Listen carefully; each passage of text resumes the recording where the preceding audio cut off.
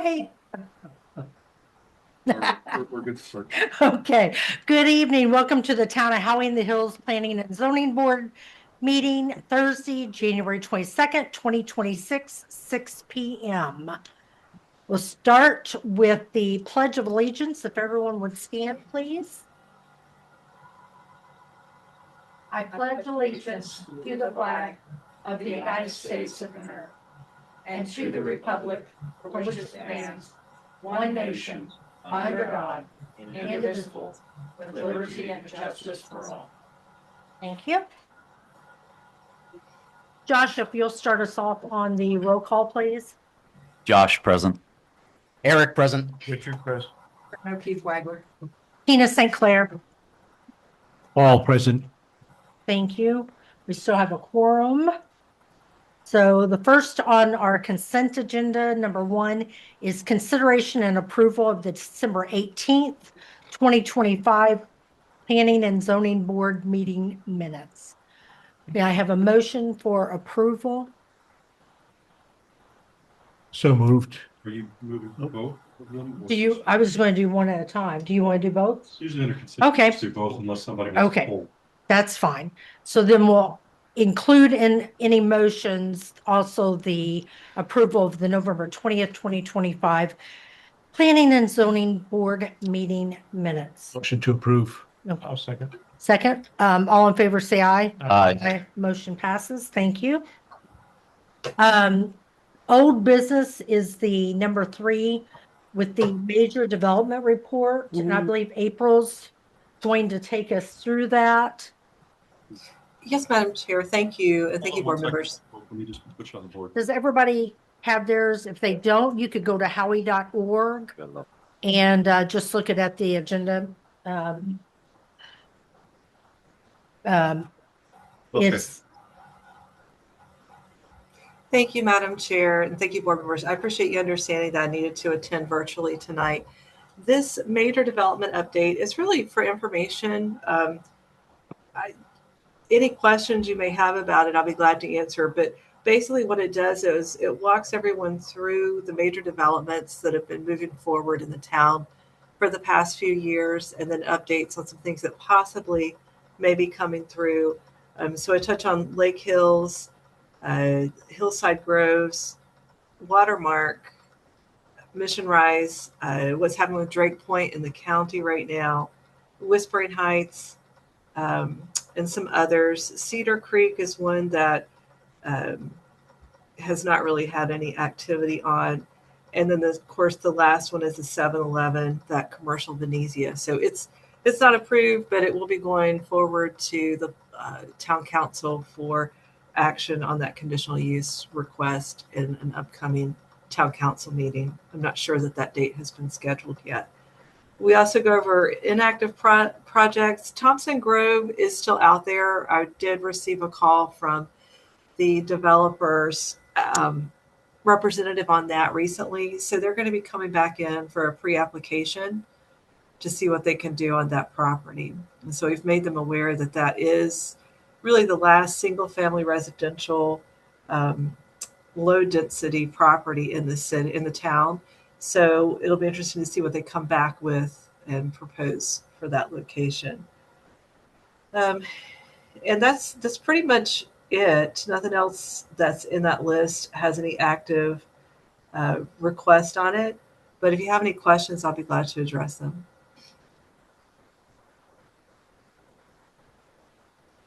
Isn't this a point of education since I'm still, is the Westminster parcel, did they purchase that land so they own it, or I guess I don't.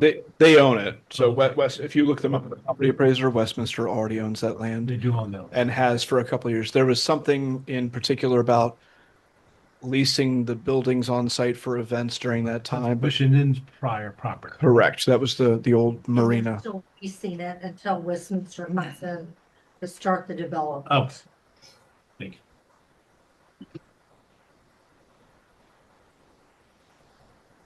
Does anyone on the board have questions regarding any of the developments? I guess my only question, since this was October, have we had any major changes in the past 3 months of anything that's noted?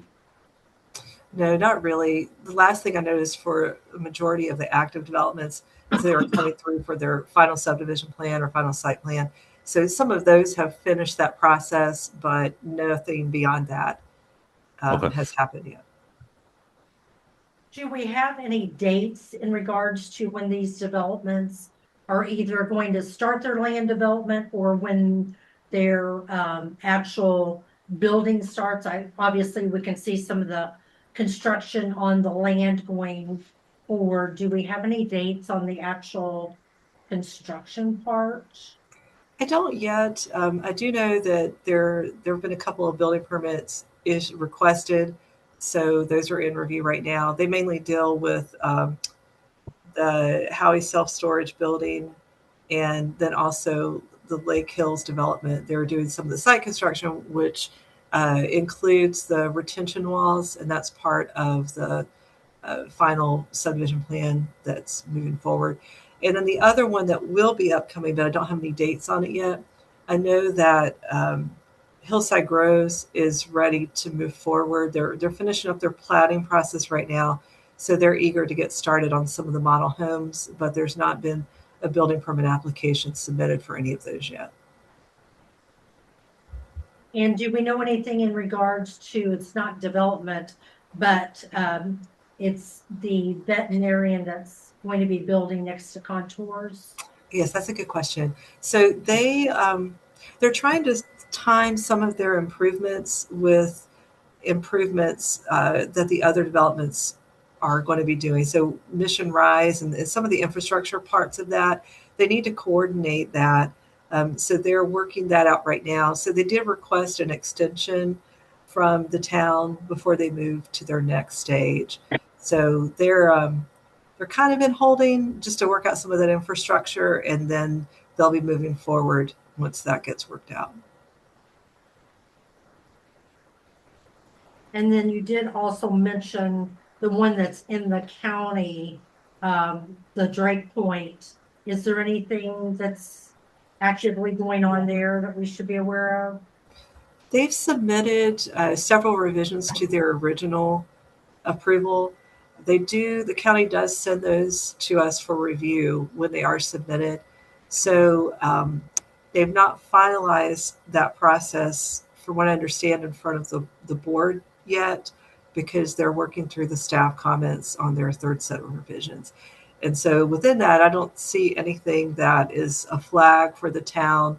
We did just make sure that the utility agreement, it's referred to as the annexation agreement, so that at the time they are able to be annexed into the town, they will, given that they're getting their utilities from the town.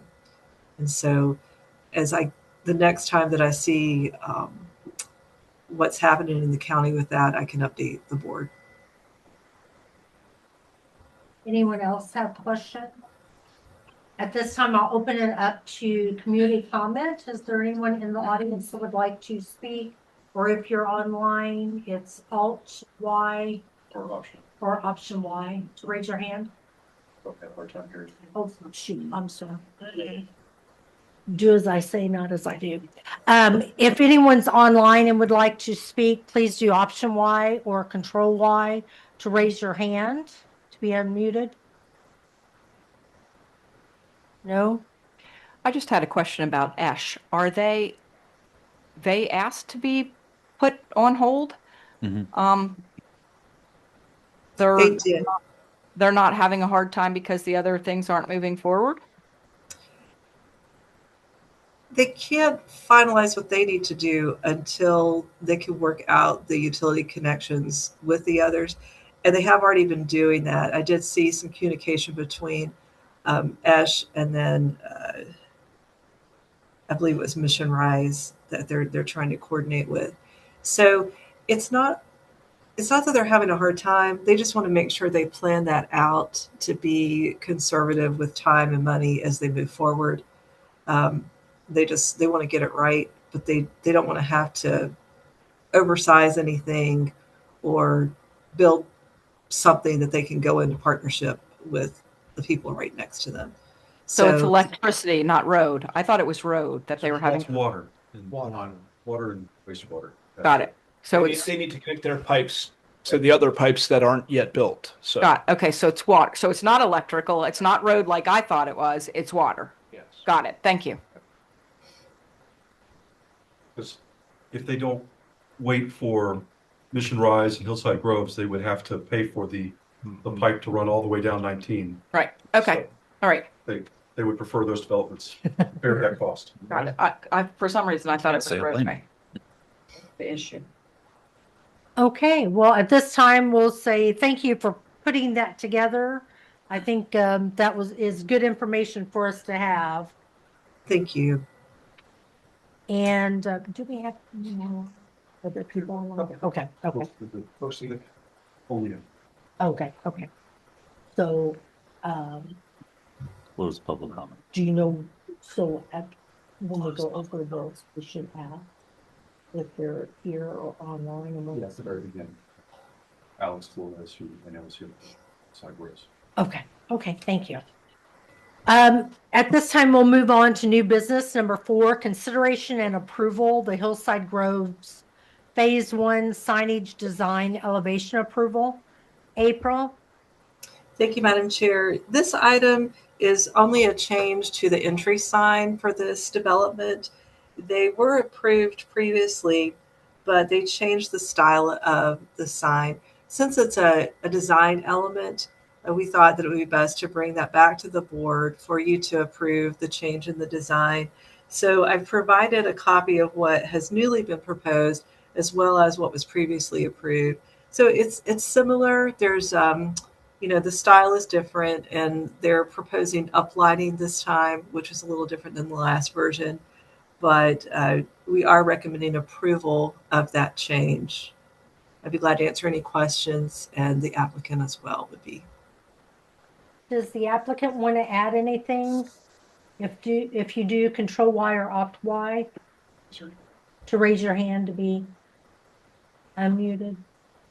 Hi, everybody. Greg is also on this call, but I don't believe that there's any comment unless there's any questions. Greg just raised his hand. That's correct. Okay. Go ahead, Greg. We can hear you. Yes, that's correct. I don't have anything else to add. It is just a minor design change and aesthetic quality, actually.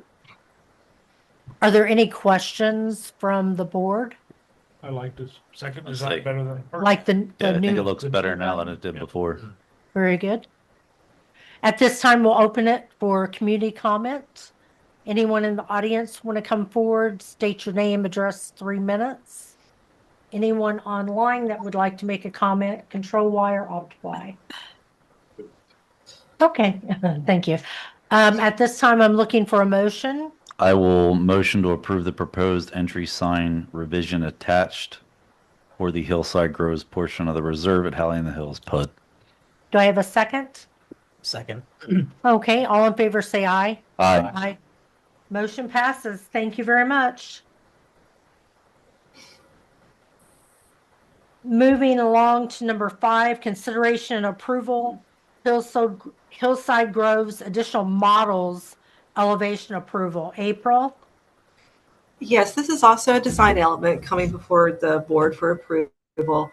Hillside Groves previously had a total of 7 designs or models that were approved by the board, 6 originally and then 1 most recently at the November 2025 meeting. They are requesting approval for some additional models as well. There are 3 that are specifically for Phase 2, which is the townhome section of the development. And then the others are proposed that would be used in the single family portion of the development, not the townhomes. So they've provided all of the plan layouts, elevations, and materials with these. It's similar to the staff report that I provided with the most recent approval in November. They do meet all of the design requirements as far as primary and secondary facade, and additionally, roofing material. None of these have that requirement for the usable porch, which has to meet a minimum size. I believe it's 6 by 10, nor do they have the recessed garage. But again, they have enough models that do meet that 25% minimum requirement for the development models to be provided. So it's okay that these also don't meet that requirement. They already meet the requirement with the previous models approved. And then I just make a note that per the requirements in the code, that if they have a facade, even if it's not the primary or not the front door facade, if it abuts the right of way, then it's required to have primary facade elements. So that would be a requirement in this case as well. Based on all of that, I am recommending approval of the proposed elevations to be added to the ones that have already been approved by the board. I'd be glad to answer any questions, or the applicant can as well. Thank you. Does the board have any questions or comments regarding this?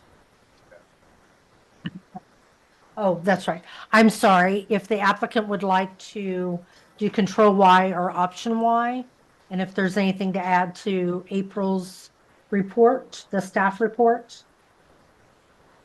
Same thing on this one, no additional comments, but if you guys have any questions, I'm here to answer that. Thank you. Any comments, questions? How many different design elements do we need to have? 4 for primary, right? For primary, 4. yes, that's correct. Did you say 4? I'm sorry. Yes, Thank you. sorry. 4 and what, 2 on this, 2 on the sides, I believe. Yes, that's correct. Yes. The microphone. My apologies. Would you like me to repeat my question? So the initial 3, the Craftsman, Farmhouse, Floridian, those are strictly townhouse, duplex, whatever they're calling them now. Yes, sir, And that's correct. the Daisy and Lantana are going to be added to the previously 7 approved, so we would have 9 different styles of homes. Yes, that's correct. Okay. Yeah, I think that's a good thing. The more options you have, the better.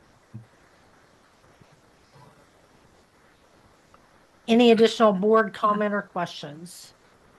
At this time, we'll open it up to the community. If there's anyone that would like to come forward, state your name, address, and 3 minutes. Or if you're online and would like to speak, Control Y or Option Y. Okay, at this time, we're going to close community comments, and we're looking for a motion.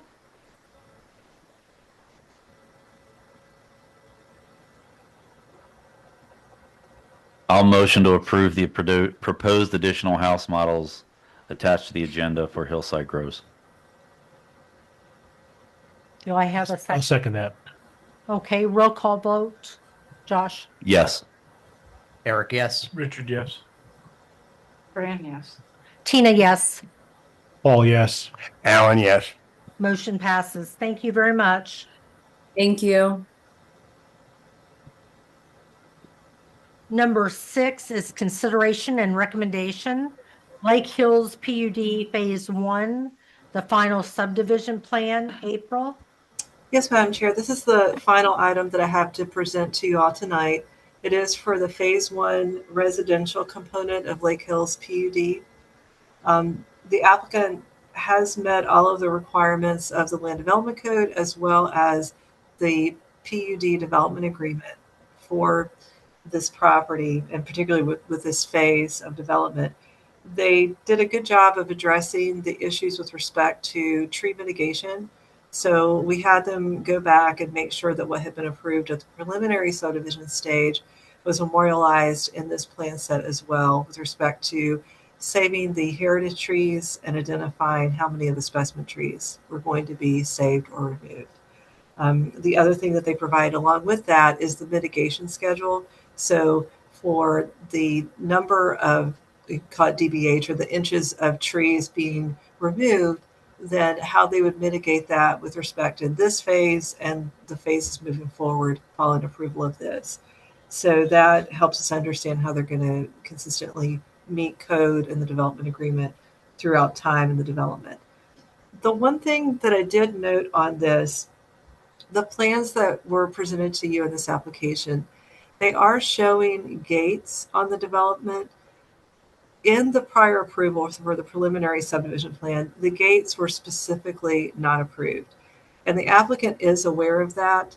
The one thing that I noted is that they are moving forward with requesting a community development district approval by town council. And I noted that that was going to be at their January 12th, 2026 meeting for first reading.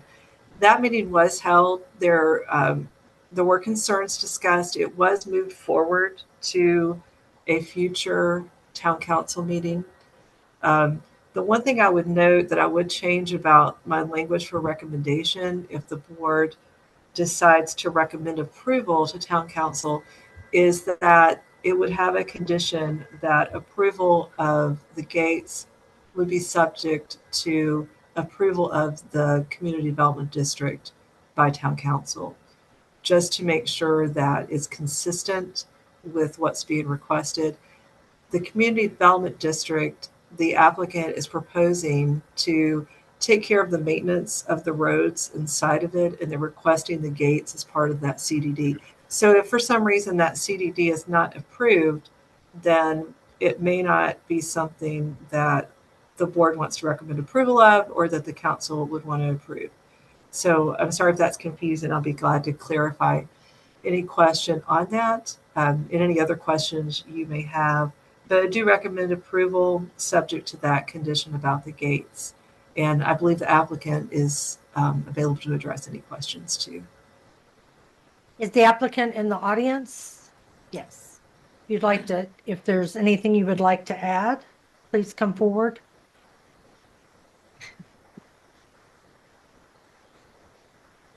I don't think we have anything to add this time. Oh, I got it. I don't have anything to add unless there are any comments or questions from the board. Oh, would you please state your name and your address? I'm sorry. Absolutely. My name's Charlie Crawford. I work for Toll Brothers. My address is 8186 Blue Star Circle in Orlando. And I don't have any further comments to add, but I'm happy to address any questions from the board. Does anyone on the board have questions for the applicant? I do. When we originally discussed it and stuff, you described the difference between a hard gate and a soft gate. And the soft gate would allow basically anybody to come in and go out with like prior approval or maybe showing a license or something. And the roads would still be maintained by you guys, but it would not be a zero access because there is a park in there. Does the park have access without using your roads? So the park would be in front of the gates. So you'd be able to access the park before you come up to the soft gate. Okay. And your description of the soft gates it's more or less accurate, yes. So if anybody's familiar with the gates that they have at the villages, it's more of a deterrent than anything else. If you drive up to it, you're able to enter the community, but we find that it deters 60 to 80% of the through traffic that would otherwise use the street as a cut through. And with the nature of the community being an active adult oriented community, we anticipate a lot of golf carts driving around, a lot of folks walking around, grandkids visiting and such. So we want to make sure that we can make the streets as safe as possible. And we are willing to take on the maintenance responsibilities of the streets with the approval of the CDD and the soft gates. Okay. So the gates you're describing in the PUD and what you're requesting is a soft gate. That's correct. Okay. Any additional questions or comments? Reclaimed water. There was a whole thing about reclaimed water. Are you in agreement with the CDD to get reclaimed water? I'll defer to Dean. That's a no. I mean, Wasn't there a whole? reclaim water? It's in this packet of stuff. Just for clarification for the record, Dean Barbary, Reader Communities, 5850 TG Lee Boulevard, Orlando. There was a requirement, I think it was in the PSP, I think, that the town was not providing irrigation or reclaimed water, however you want to call that. So that burden was basically on us as the developer to do that. So we are modifying the consumptive use permit that was there to basically modify it to basically provide the irrigation water for the community there. So the CDD did not have any reclaim available, and the town has been ordered by St. John's to not provide potable to use as irrigation. So that's why it's being turned on to the developers at this point to provide their own. Yeah, and the benefit is we had a historical. so we need to historical talk about agricultural this consumptive use permit. because Mission Inn is using their own reclaimed water for the golf course, basically. Yeah, correct. And they can use that. I mean, that's theirs and they will use it all. And the town's not going to let you use the potable like they do in Venezia and Talashe. And they're putting it on you. We have no other option. We have to provide it for ourselves. And So fortunately, we had And the town has no other consumptive use option. permit, so we're. And just for clarification, every new development is in the same right. situation. No, But they're This all was- doing their own Yeah, irrigation. this was as of the renewal of the consumptive use permit in the last couple of years. Where are you going to get it? We are working to convert the existing consumptive use permit that was the ag permit when it was Grove. Uh-huh. And so we're working to convert that to basically a partial stormwater harvest and partial well refill system that will allow us to distribute that not only to the residential, but we're also going to be, Publix shopping center would be using that facility, and then it's designed to accommodate the future school site. So you're going to get their runoff.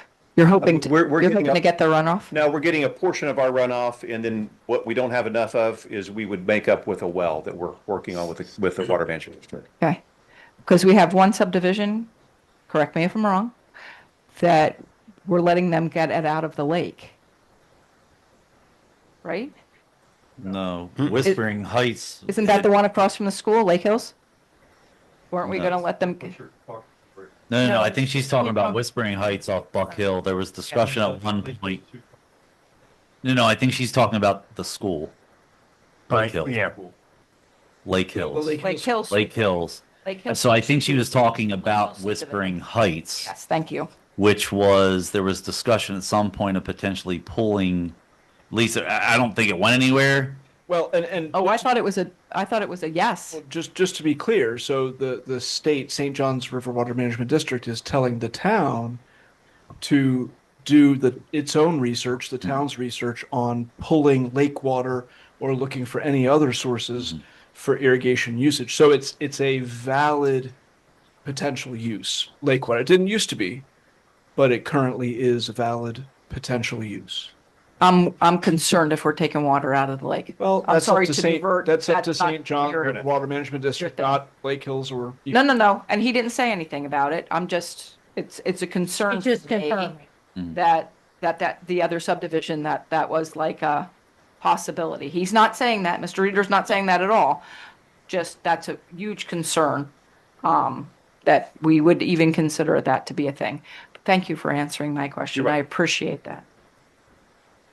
Very good. Any other board comments or questions?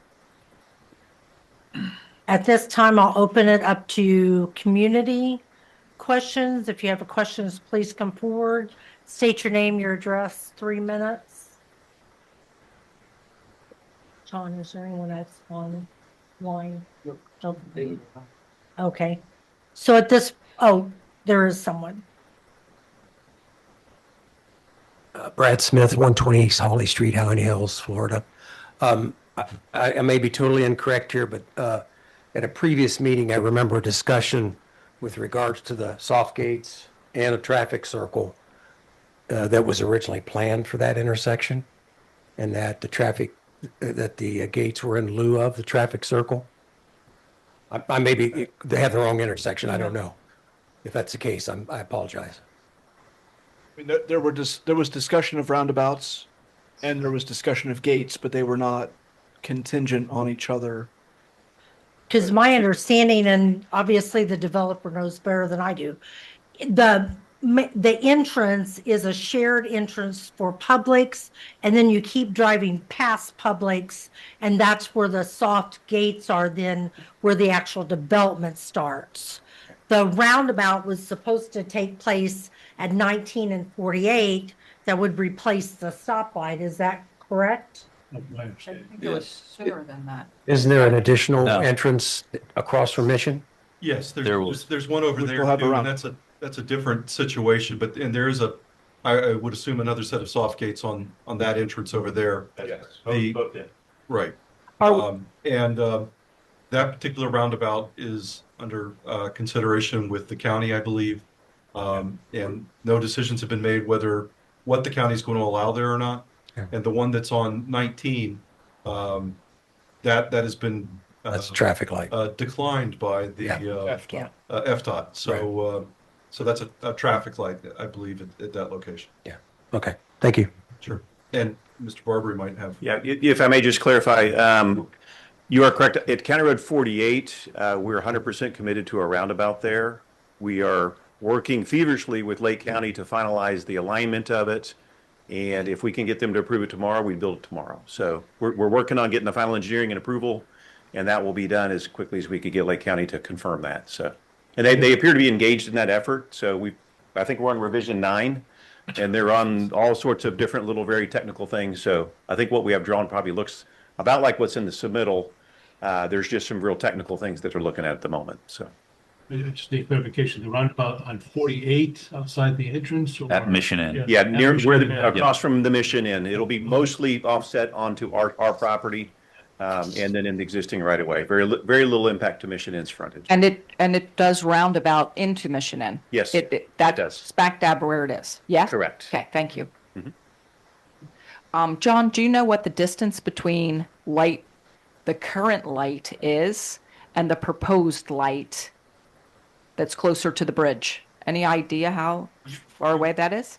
I don't know the distance, but if you drive down the road there, you can see where the road's coming out. It's clear where the, Or you can use the property appraiser website. There's a measurement tool. well, no, because the property appraiser It's not- website doesn't show that where won't it's coming show out. it. I'm just saying, when you're driving that way and you look to the left, going towards the bridge, Uh-huh. you see clearly where that road's coming out. But And that's where the light's going to be. Yes, right there. Okay. Yep. I think it's like a little less than halfway from the current light to the bridge. Yeah. Might even be a third. Or, yeah. Yeah. Yeah, you can see the mountain clearly when you go across the bridge where it's going to be. Okay. Thank you. I don't know. No, I was just halfway is good. Thank you. Half, third. Any additional comments, questions? At this time, then we'll close comments and questions, and I'm looking for a motion, please. A motion, I'll recommend approval of the final subdivision plan for Lake Hills PUD, phase 1 to town council. What In about the soft, Yeah. with the soft gate, Soft gate. Right. based upon whether or not the CDD is approved. Does that Yes. sound correct? By April? town council. By town council, thank you. Yes, that sounds correct. Thank you. Hopefully John got all that. Do I have a second? I'll second. And Josh will do a roll call. Yes. Eric, yes. Richard, yes. Fran, yes. Tina, yes. Paul, yes. Alan, yes. Thank you. Motion passes. Thank you very much. Chairwoman, I'm going to step away now. John assured me that I don't need to stay and have the annual sunshine laws training. Oh, So- it'll be fun.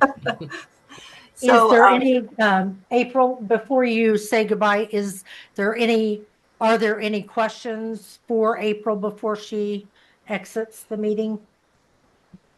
Okay, thank you.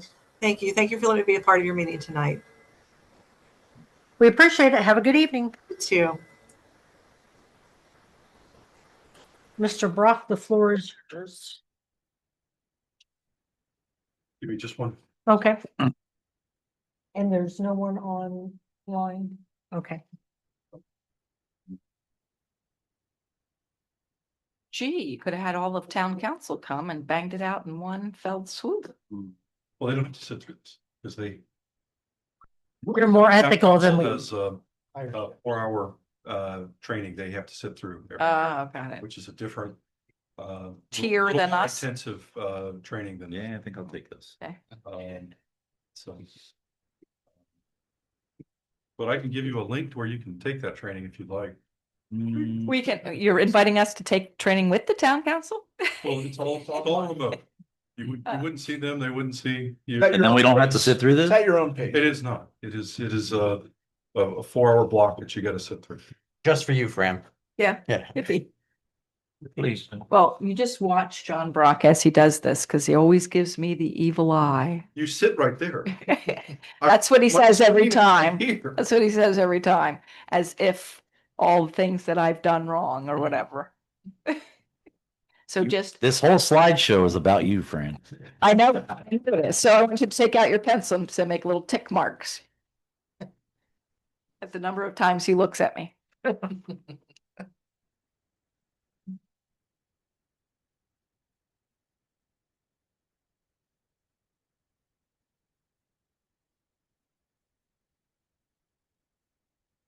All right.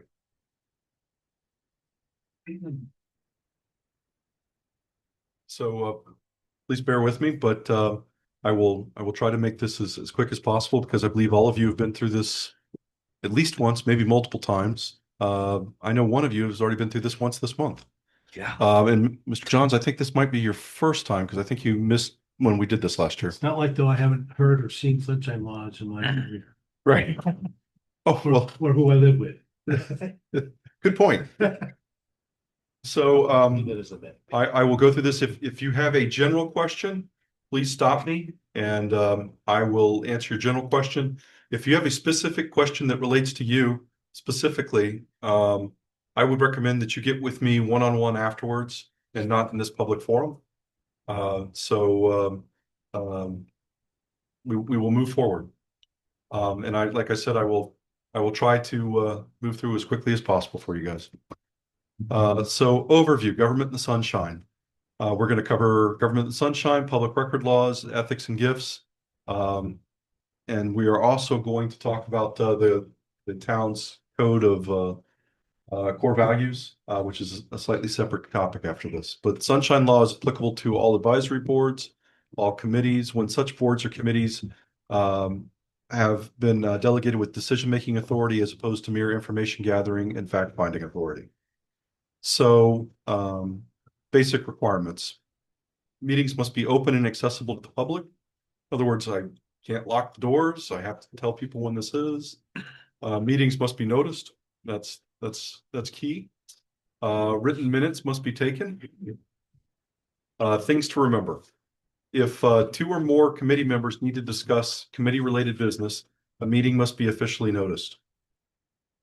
Do not call, text, or email each other on town-related business. All discussions must be in an open and noticed meetings. So please don't communicate between meetings anything that deals with the meeting. That doesn't mean you can't talk about who's going to win the Super Bowl or how lovely the weather is outside, how cold it's going to be next week. You cannot have a person act as a go-between. So if somebody comes up to one of the board members and says, "Mr. Board Member 1, how are you going to vote on item X?" "Oh, I'm voting to approve it." That person should not go to another board member and say, "Well, this person's approving it. What are you doing?" That would be a go-between. Whispering and passing notes at a notice meeting can be considered an unnoticed meeting if discussing town business. So it's also recommended that you don't text during a meeting because it might look like you're texting each other things between meetings, which would be a no-no. I don't. So, again, I'm not looking at you. I'm just looking up. He's trying not to look at me. I I'm just pretty trying. You can stare at me, I won't care. All right, thank you. It's Would you like me to move to the other side of the room with that? then if I look that way, it's like, why are you looking at me? So once the meeting is adjourned, don't talk about any town business on your way out of the room. So you may have heard me warn you guys in the past on the way out of the room. You know, once the meeting's done, once we have adjourned the meeting and people start leaving, it's not an appropriate time to continue talking about what was just voted on. Members of the public must be provided the opportunity to address the committee during the decision-making process and before a decision is made. It's the reason why we do the public comments during the items. Permissible closed sessions. I should have just kicked this because there will not be any closed sessions for the board. But for your edification, if there's a litigious situation going on, the town council may have a closed door meeting with the town attorney about that. Here's some examples. The city of Belle Isle had a roundtable a group of citizens and the Belle Isle City Commissioners met to discuss strategy for campaigning and recruiting for people to run for Belle Isle City Commission. Meeting was held at a commissioner member's house. The state attorney's office found a violation, but unclear whether the charges will be brought. So that's an example where they were talking about town business, council members, at a town council member's house that was inappropriate for 2 or more counselors to get together and talk about that. So was there a conclusion on this one? I don't. Okay. I made this like 5 years ago. or whatever. I've not updated that. I should probably. Because then he has to change the slide. Right. Any questions? Awesome. So public records. Applicable to records of town employees, town council, advisory boards, committees, all town records. Important things to know. Every record made or received in connection with town business is a public record. All elected and appointed officials and town employees must permit inspection and copy of public records. Not limited to traditional written records or documents. It includes texts, emails made or received in connection with official business. It includes YouTube videos, Facebook posts, tapes, photographs, videos, and sound recordings, although I would be really shocked if we have any tapes still. But you know, I don't know. Aren't you taping it? No. Well, that's an electronic file. I just meant like Oh, it's not a tape? no, I don't have any tapes. No, Oh. no magnetic media. That would be pretty hard to move from tape to saving it on the computer. So real quick, just some brief things. So public record laws would include anytime you guys are talking about board related business on social media. So anytime that you do that, that is then a public record. Any comments that any people put underneath that is a public record. And even if somebody deletes those, you're responsible for it because you created the public record. I recommend that if you do put something on social media that's board related, if you put the @ sign and put town hall, you know, the Facebook page number for town hall. If you know what I'm talking about. Put the link to Howey.org. It's I at do it. You town have of to- Howey-in-the-Hills. You got to put, yeah, the. You need to add that to your slide, what that looks like. Okay, but it's at, if you're on Facebook, you put the, you know, the @ sign and then start typing the name of the town hall Facebook account. It will then populate with that. And once you do that, you have connected that account because you're basically saying that that person is there or part of this. And that then gets archived with the town's archive social account. So if there's a public record request for social media posts that a board member made, I don't have to come to you and say, I need you to print out everything that you did related to this, including all the comments, and please make sure you have all the ones that might have been deleted, because that's a public record. So if we see something out on Facebook asking about a meeting and we reply to it, is that a public record? yeah. Yep. So I'm the one that does the Facebook posts. Well, I would And so I've say never there's more You've than. never been told about the @ in all this time. John brings it up. I say it every year. Well, no, in reference to you're aware that I'm making the Facebook posts. You've referenced the Facebook posts, and at no time have you told me to put the @ on the Facebook posts. I've sat through this every group that John brings in. I know we said it before, because there was a couple of times. Here's what I'm saying. I am saying it has been noticed that I make comments on Facebook. I don't make comments. I just basically say what's going on and here's the link. Those have been referenced. And at that time, I have never been reminded to put the @ Now I'm looking That's at what you. I'm saying. That's all I'm saying. Okay. No, I'm just saying I would have done it all along, The but other thing is, I think you got to remember too, is this is particular to P and Z, correct? No. Well, there's some, we get a little at the end that's particular to each group, but all these slides are the same. No. I'm not saying this is particular to P and Z. I'm saying that if I go on and I make a post about a town council meeting, should that still be Is it a P and Z related topic that? That's what I'm saying is if it's not a P and Z related topic, does it need to be tagged? I mean, I guess common practice is you should probably do it to be safe. If you have to ask the question, you're probably just Right. better off throwing the tag on, but with And if P&Z, anybody, Not like, on if you social want, media, so. I'd be happy to show you afterwards. Okay, yeah. I'm just saying I would have done it all along, but no one reminded me. I've done it a couple So I times and just- other times I forgot and now I just. But I don't make Don't any comment. It's comments. I'm probably just easier. literally posting what's on the agenda and giving a link to Howey.org, the agenda. So This one you can't look at me on. I don't have social media. You're right there. no, So, I tried to absorb what you said, but it's all Greek to me. excellent. So important things to know. Public records can only be destroyed in accordance with specific process under state law. Public records must be retained for a certain period of time. Which is what? It depends on what the record is. Each record, there's a schedule of records for the state. And so, for instance, calendar records that are calendars. If I keep a paper calendar, I then have to keep that calendar. Let's say I have one of those desk mats that has a month thing on it. The schedule of records for that, if I'm not mistaken, is 1 calendar year after the record was done. So I would have to keep that month for a calendar year after that before it can be destroyed. And then when I destroy records, paper records like that, I have a log that I have to go through and do that. So hence the reason why we recommend Outlook for all the town employees and not paper copies of calendars. But I'm just using that as an example. But the schedule of records will have everything from it could be as soon as the information is obsolete, and it so that it could be like the next day, or it could be as long as permanent. Because there are things that are permanent or historical value. For instance, minutes are permanent. There's not a destruction date for minutes. Got it.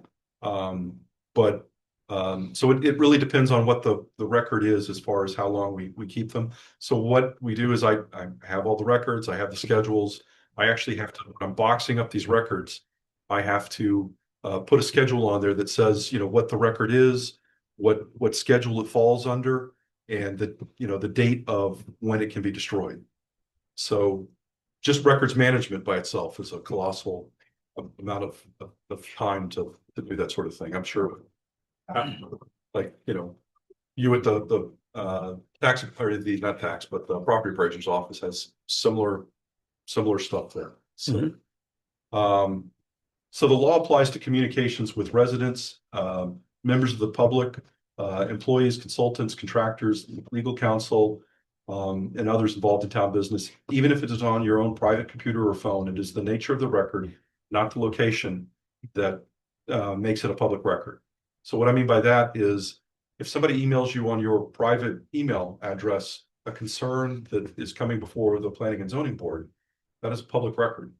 I recommend highly, since I've given everybody town email addresses, you encourage people to communicate with you that way about business. But if they do send it to you, if you just forward that to your town email, it is then archived in a way to find it, as opposed to letting it sit over here. Now you can, I don't at the end of the day dictate what you do with personal emails, but they are technically public records. And there have been times in the past when people have made record requests, and I've had to go to counselors, for instance, and say, I need you to check your personal email account through these dates and tell me if you've received any communication from X. And in many cases they had, and they had to print those out for me or actually email the electronic copies. So hopefully that kind of ties up, but I try to make it as easy for you guys as possible with the town issued email address and that sort of thing. Purely personal emails are not public records, but there's no expectation of privacy for communications on town-owned computers or town-owned email accounts. So on the town-owned email account, you're welcome to use it for purely personal things.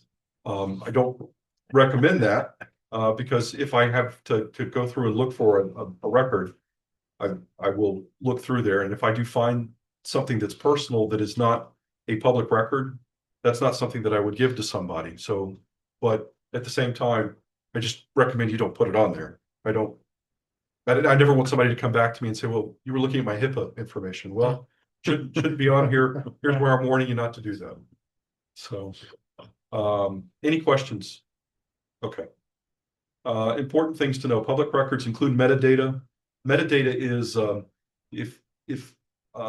let's say I'm at a community event for the town and I'm taking pictures for the town, with the town iPhone. Metadata is when you're taking a digital picture, in the computer, not only does it have the image file, but that image file will have like what kind of device took it. A lot of times, what if it's a phone, what carrier it's on. A lot of times GPS locations, all sorts of crazy stuff. That's metadata. So that's the kind of thing that is also part of the public record. Somebody asks for that digital file, I need to give them the full file, not print that out, and then scan it as a PDF and hand it back to them, because then I've scraped all the PDF or all the metadata off of it. Unless, of course, they ask me to print it out and hand them a paper copy, because that is applicable. But if they want it, I have to give it to them. There's no unfinished business exemption. Drafts and notes can be a public record.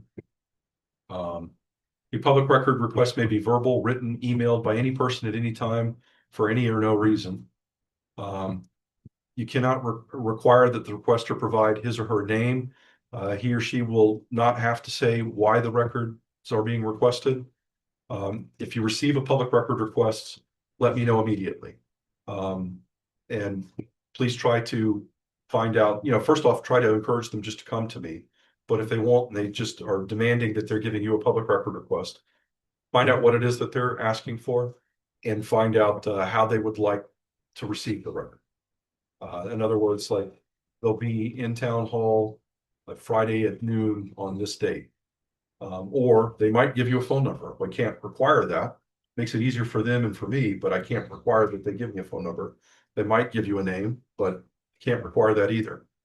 Does anybody have any questions about that? Because there, as an examples of this, a lot of times when there's a hot button issue and when there's lots of records and stuff going around, I will get all sorts of anonymous email accounts sending me requests for, I need all these records from this time period.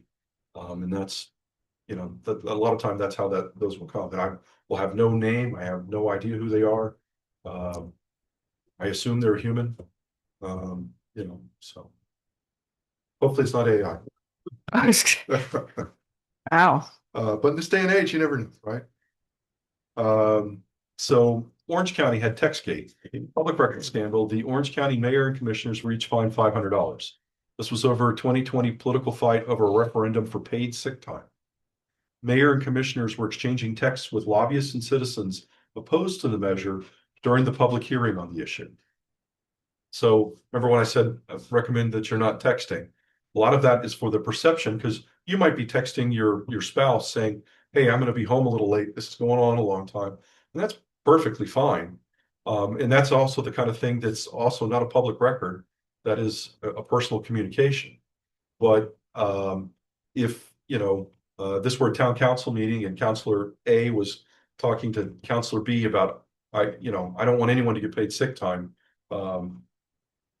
privately through the thing, that would be obviously something that would be a public record.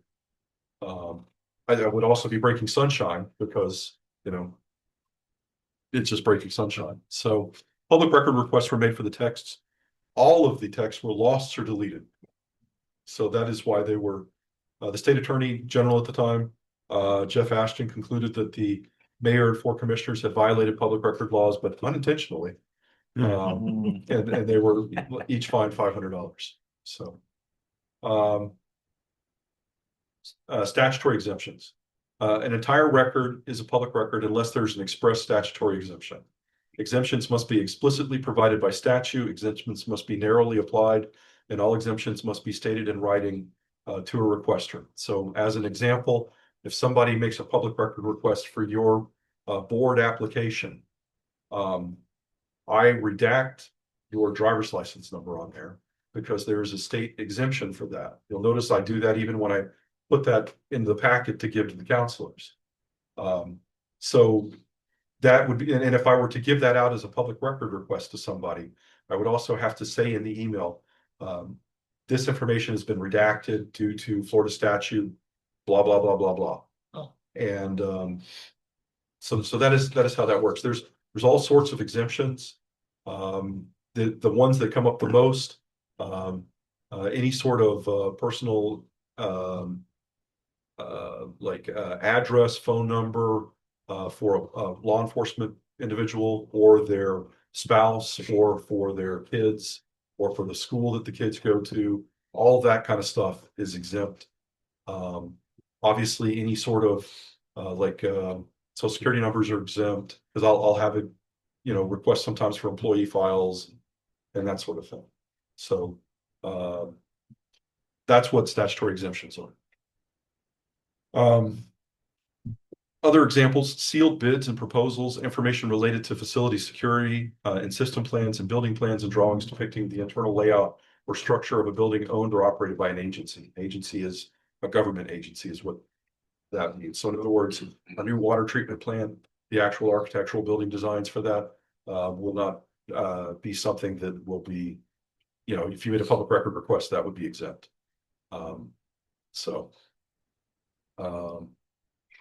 And many more. For violations of the law, the state attorney general or grand jury can be involved. Private parties can sue. Penalties can include jail time for a year for knowing violations, fines $500 for unintentional violations, attorney's fees, trial, nasty press coverage. Any questions in general about public records? Okay. So let's move on to ethics. Basic principles of ethics in Florida. It is declared to be the policy of the state that public officers, employees, state and local, are agents of the people and hold their positions for the benefits of the public, promoting the public interest and maintaining the respect of the people in their government must be of foremost concern. So this applies to— Can you say that the next time we have a entire group with pitchforks and torches? Could you start by saying that about us? Can if you want, but in general, I try not to get between you and the pitchforks. Thanks, John. That's why we asked the police officers to wear that. This applies to town council members, committee members, advisory board members, town employees. Following is a brief summary of ethics code. If you're in a situation where something may apply to you, please ask. Once again, please ask me afterwards, unless you have just a general question. So what to remember? Do not use your position at the town to secure anything special for yourself, family, friends, or anyone else. Caution areas. Doing business with the town. You or your family should not do any business with the town. Secondary employment. This is more for town employees when they talk about secondary employment. This isn't a board thing. But in other words, if a police officer wanted to get a secondary job as a security officer, that might be a concern if it conflicted with the scheduling of the police officer. So there has to be a town approval for that sort of thing. Using information. Do not use information now or in the future that you've learned from your town position to gain special advantage for you, your family, or anyone else. So, for instance, town employee knew, well, just if there was something that I could gain advantage from, I can't use it in that respect. It would be unethical.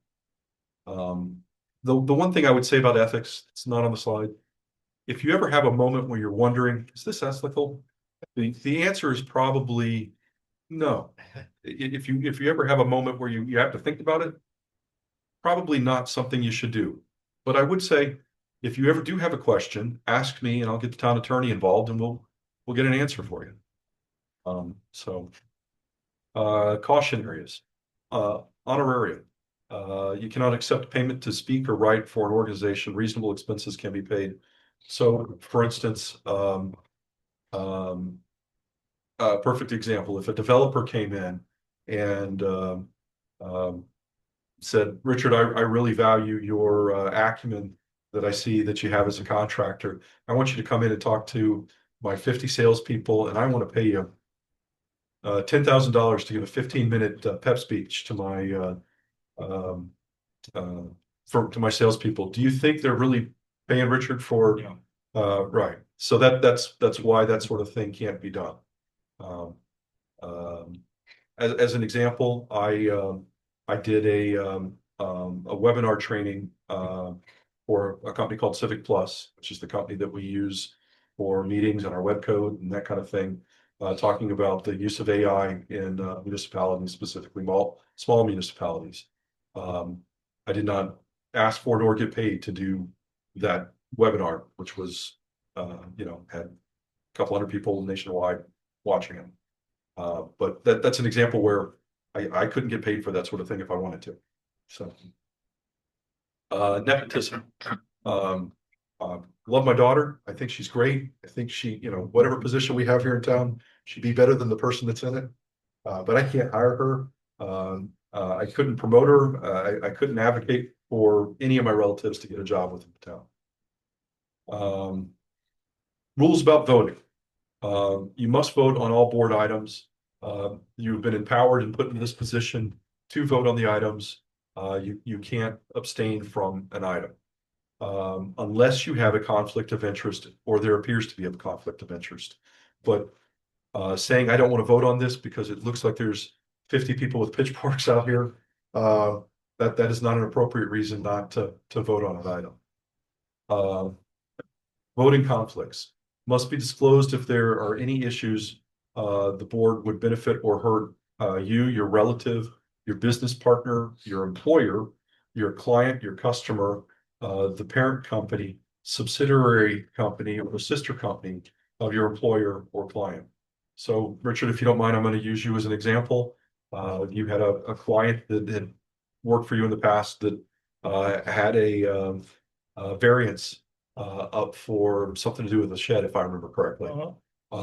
And you came to me and told me that that was a conflict of interest because he is somebody who had hired you to do things. So in that case, you filled out and we will get to that, a form. I think it's 8B within 15 days after the vote, but you told me about it ahead of time. We told everybody that there was a conflict of interest. And if I remember correctly, so that it didn't even perceive that you had anything to do with a conflict of interest. I don't think you even said anything during that particular item. But that is an example of if you think you have a conflict of interest, please come to me. I will get the town attorney involved. And typically, if to be on the safe side, because we also don't want it to look like there's a perception of a conflict of interest. We will ask you to fill out the form 8B and make sure that you don't vote in that conflict. May participate in discussion if the conflict is first disclosed, but it is recommended not to. This is an example of what the form 8B, you had to fill it out. Very simple to fill out, right? This is the front side of it where you put your information. The back side of it essentially just has a big block that says what's the conflict. And one or two sentences later, you're off to the races and done with the form. Voting conflicts must abstain if a conflict of interest, may abstain if there's an appearance of a conflict of interest. If you abstain for either reason, you must file a form 8B. Any questions about that? No. Penalties. Impeachment, removal from office or employment, suspension, public censure, reprimand, demotion, reduction in salary level, forfeiture of 1/3 of salary per month for 12 months, a civil penalty up to including $10,000 restitution for any pecuniary, did I say that right? Benefits received and triple the value of a gift for a political committee. A lot of those penalties were more geared towards an employee and not towards a board member, because obviously you're not making a wage from being a board member. Any questions in general about ethics? Okay, moving right along. Gifts. What is a gift? It can be any one of the things on the list here, from money to real estate to any service having value can be a gift. Caution areas. Taking anything for your family over $100 can be an ethics violation. Asking for a gift. do not ask people working with or associated with the town business for anything. Lobbyist, vendor, customer, or anyone doing business with the town. So it would be inappropriate for, it's easier for me to do this as an employee example. It would be inappropriate for Sean to go up to, who's a vendor? URE, the water people, and say, hey, water people, I think you really should take me to the melting pot for dinner tonight. Like that would be an inappropriate gift for Sean. Don't do that, Sean. Sean, how many times have you done that? Exactly 0. He doesn't like the melting pot. I love the melting pot. Oh, just in case anybody wanted to know that, is that what you're telling us, Sean? I'm not asking for a gift though, except for my wife. And keep it under $100. You are not doing that at the melting pot. Yeah, no, that's why I use that as an example. Any gift which is accepted and worth over $100 must be disclosed by you. Exceptions, gifts from relatives, prohibited gifts. You shouldn't be taking gifts from lobbyists and vendors. So, as one last example, we had a person who was coming in trying to sell something to the town. That particular person was one of my oldest friends from like 2nd grade. And after a council meeting, I went and had dinner with him afterwards. I made sure that, I paid for my dinner, he paid for his dinner. I did not want a perception of, there being any impropriety. But I will tell you, prior to me working here, we met and, we would both fight over who was picking up the tab. But I did not do that afterwards. So, gift disclosed by lobbyists and vendors. Any gift to you worth over $25, they're legally required to disclose to the Florida Commission on Ethics. Disclosed quarterly by the lobbyist or vendor, not you. For advice, if you have any ethics gifts or financial disclosure advice, Florida Commission on Ethics is available. This is their phone number. This is in the packet, by the way. So if you want to see these as slides, you can get that phone number off of there. And this web address. That is also the same web address where you have to fill the Form 1, which also, by the way, as a reminder, will be due in, I think, middle of June, or it's the beginning of July. And now you have to do it online. Yes. You can't do a paper copy of it. No. Any questions about anything that we discussed today as it relates to the Sunshine Law or any of the other stuff? No? All right, so I'm going to move quickly into the second part of this, which is the Town of Howey-in-the-Hills Code of Core Values for Civility and Ethics.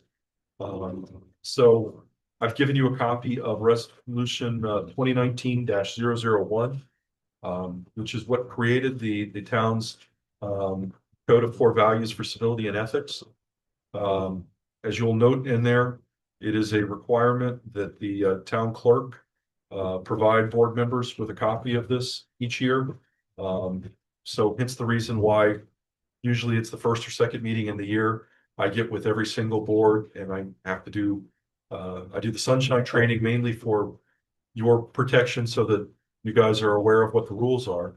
But the Code of Core Values, I am required by, town council to do that. So that's where we are.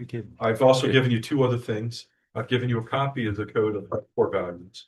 Now, I could sit here and read this if you wanted me to, but since you have a copy of it, I just recommend that you read that amongst yourselves. Quietly and to sign ourselves. quietly to yourselves, and or some read at a later date. But sign the attestation form and please pass that back to me. And unless somebody has any questions about the Code of Core Values. No. Unless we have any public comment about that issue as well. Who am I missing? I got right back.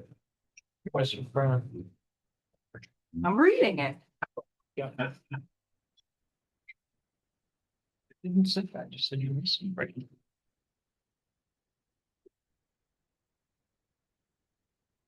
And thank you very much for your patience with me tonight. I realize this isn't like a fine wine. It probably doesn't get better with, You're doing Nope. I just appreciate you skipping the jokes or whatever those were. they get a little stale.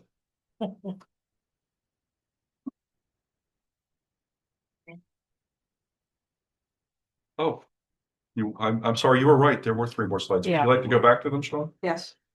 Okay. It's the P and Z. I want to make sure that you get a nice one. You are right. I forgot about your slide, Sean. Oh, they're not bored.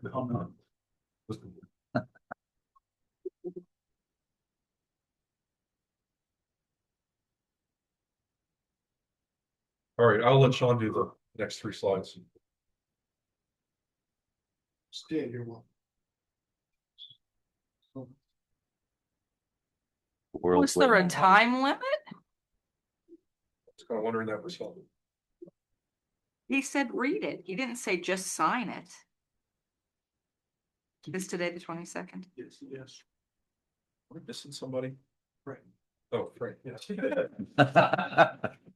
Duh. Cough, cough, a long day. It has been. Been a long day. A long week, A really. long week, yeah. Sorry about that. I think I've got them all and I keep counting and it's only 6. Now, weren't you off Here, Monday? Tina. What? Was it closed Monday? It was a holiday. Oh, yes. Yeah. Yeah, and it's been a long week. It has been, yes. So this is also our annual chance to kind of review what the code says about the Planning and Zoning Board and topics related to that. So Sean's 3 slides don't go longer than my entire presentation. they won't, they won't. So what does it say on planning and zoning? So this is in code, section 48. If you ever want to look it up, it's online. So 7 members must be town residents, preference given to property owner applicants. And all these requirements are a little bit different for each of our boards, by the way. The number, the length of time, even the residency requirement. Or when the officers are selected. Or when the officers, everything is different between the boards. So chair and vice chair annually chosen in March, so that's coming up here shortly, and that is subject to council approval. That's a recommendation. 3-year terms, 4-member quorum. So as long as there's 4 people here, we can still do business. Missing 2 meetings in a row without prior notice to the town clerk is an effective resignation. We did have that happen once not too long ago. No, that It was at the 4 meeting. Oh, 4 meetings in a calendar year, regardless of notice, is an effective resignation. So again, even those requirements are different from board to board. So just a reminder of what the code says on that topic. Yes. Yes, that's a calendar year for everybody. That's Even the Mayans. So, per code, oh no, we already did that one. There we go. Planning and Zoning Board. Next slide. What the Planning and Zoning Board is not. Planning and Zoning Board is not the town planner, the town engineer, the town attorney, the town council. So we do have expert advice to rely on. Luckily, it's not up to us to compare a 3/4 inch to a 5/8, pipe, whatever. If the town engineer says it's great and meets construction standards and all that, good enough. Moving on to the next one, what the Planning and Zoning Board is. It's a recommending body. I know that's always tough when we say I make a motion to approve or deny. It's pretty much always They do have some approvals. There are a couple. Elevations or approval. Yeah. But I know that's the tendency to say, a motion to approve, but mostly recommending. Intermediary review between the development review committee, which is all staff, and the town council, with more particular knowledge of applicable code and ordinances than the council. The board should also be the maintainers of standards, even in variance. And what is a variance? A variance is a relaxation of terms of regulation where such will not be contrary to the public interest and where, owing to conditions peculiar to the property and not the result of the action of the applicant, a literal enforcement of the ordinance would result in unnecessary and undue hardship. It seems like there's confusion whenever a variance topic comes up.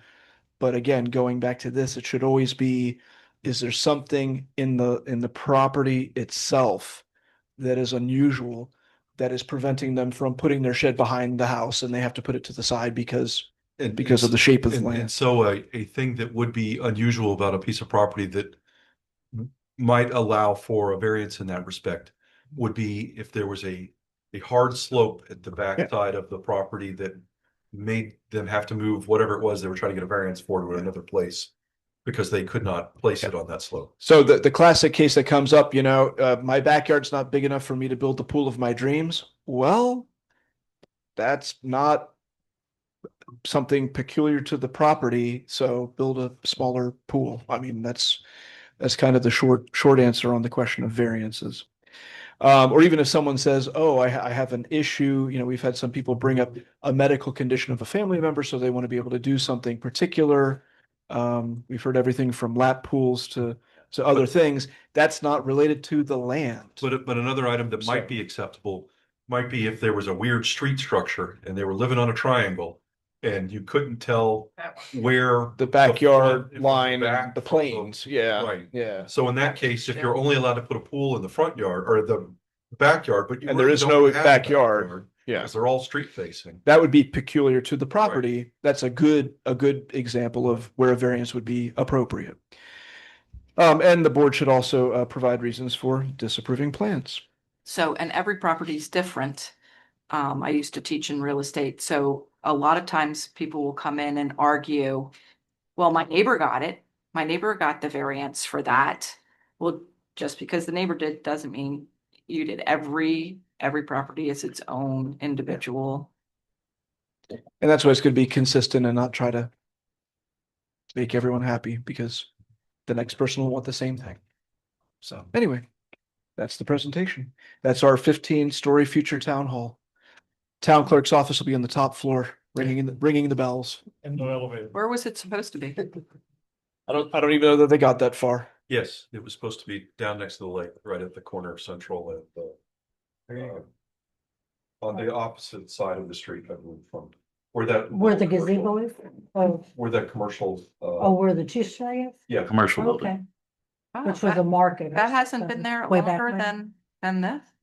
That, really? this was That was something never Mr. built. Howey wanted. It was never built. I know, But I but mean, he died in 38. 38. Glad So- you looked at me. Yes, but in this case, you should know. Give that tour. And this Didn't realize wasn't he was, Today. didn't realize he was so young. Yeah. Yeah, so 52. this would have been something prior to that. So that building that's there, it hasn't been there that long. and this wasn't built because there was an embargo on German steel, which is necessary to build something like this. No, there wasn't an embargo, there were tariffs. Was It was tariffs that. Tariffs way back. Listen. This, I've never heard of those.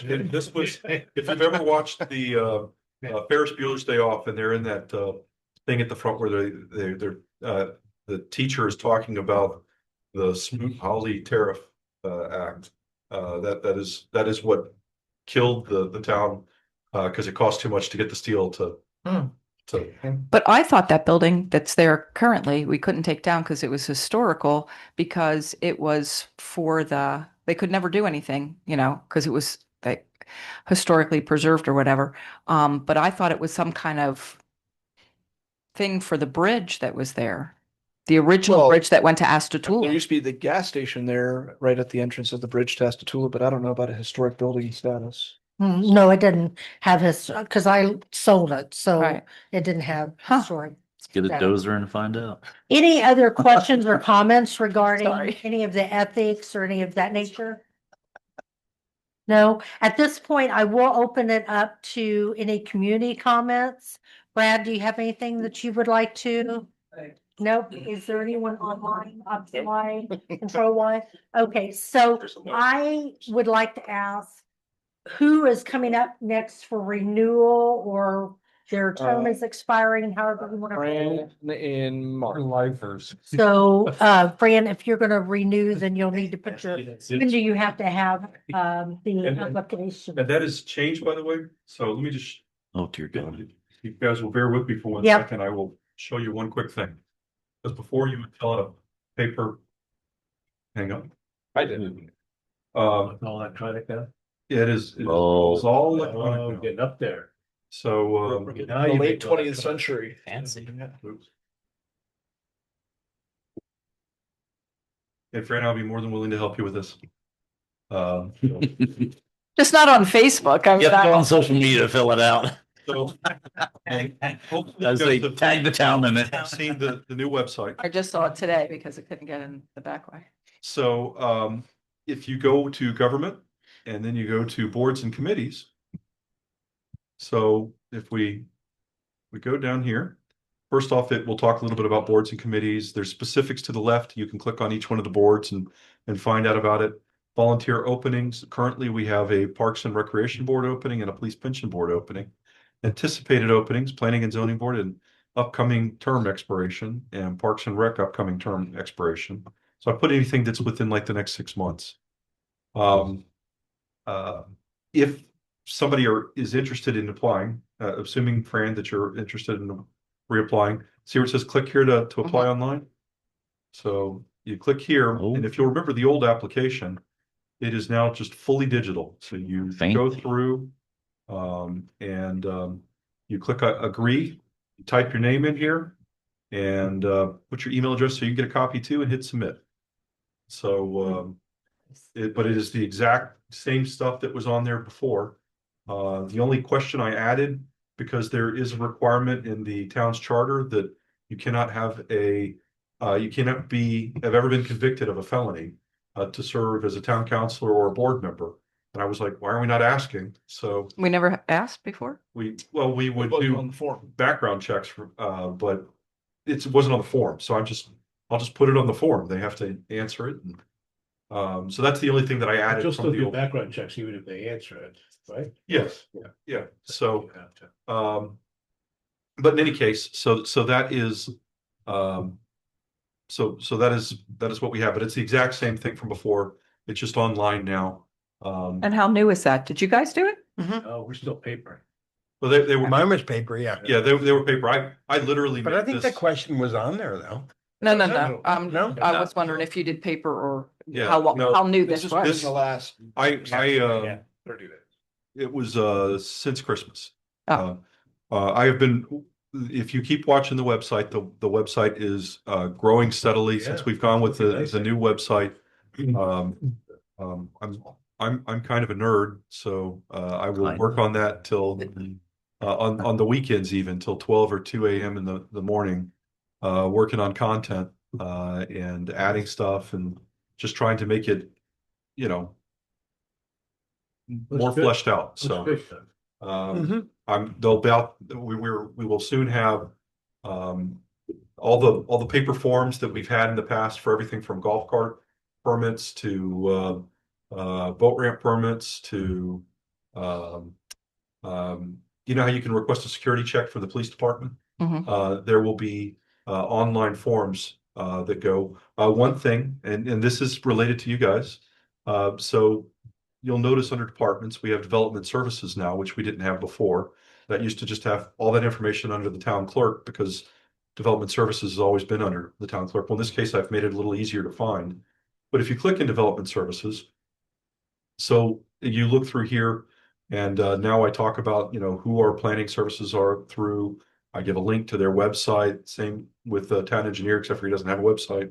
I talk about the development review process, everything from pre-application and on its way through. Contact information with and any meeting over here that is development related is or possibly development related will pop up on the meeting schedule on the side over here. But the interesting thing is, and Tina, this will be good for you, being an attorney, or not an attorney, a realtor, and Fran, you'll notice over here I've created where it says zoning inquiries. You click on zoning inquiries, there is now a form here where they're required to put their name, their phone number, and their email address. And then hopefully they put either the parcel address, the parcel ID, or the alternate key, and what their question is. And this gets instantly emailed to Parks Consulting Services so that we can get answers quicker on zoning inquiries instead of the old way of people trying to call me or call Kim or, Yeah, that vacant lot on Georgia, I think was the big one for me. Yeah, so in this Yeah. case, all you would have to do is look up the alternate key number, put that in there and ask the question, and it instantly gets routed to them.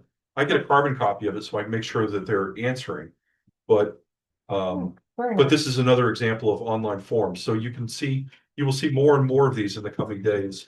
And anything I can do to try to do Streamline. have such a small staff, anything I can do to eliminate the bottleneck of having to go through a specific person to get to a person. If I can get rid of gatekeepers for you guys or residents in general, or anything I can do. And I tell you this because people sometimes come to you with concerns or questions or complaints or whatever. A, you now know how to push them in the right direction if they had a zoning inquiry. But B, if you come up with something that you see where there's an efficiency that can be had by doing something like this, please let me know.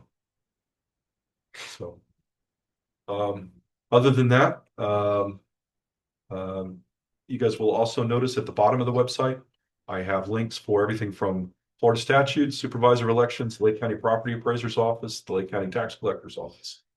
And then lastly, notify me, and I will roll this out on Facebook once it's completely ready. But right now you can go through, and anytime that there's an emergency alert, or let's say you want to be notified of any kind of special magistrate hearing, you can register onto the website, give it either your email address or your phone number. And anytime that I add a calendar entry for one of those things, it will either send you a text message or it will send you an email saying that that item has been added. Same with jobs.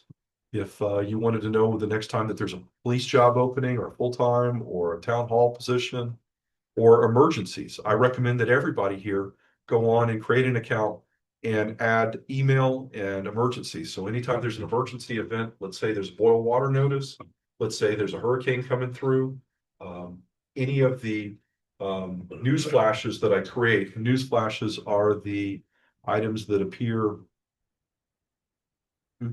right here that are related to emergencies that would get emailed or text messaged to anybody that's on there. So you or your friends, I recommend highly that use this.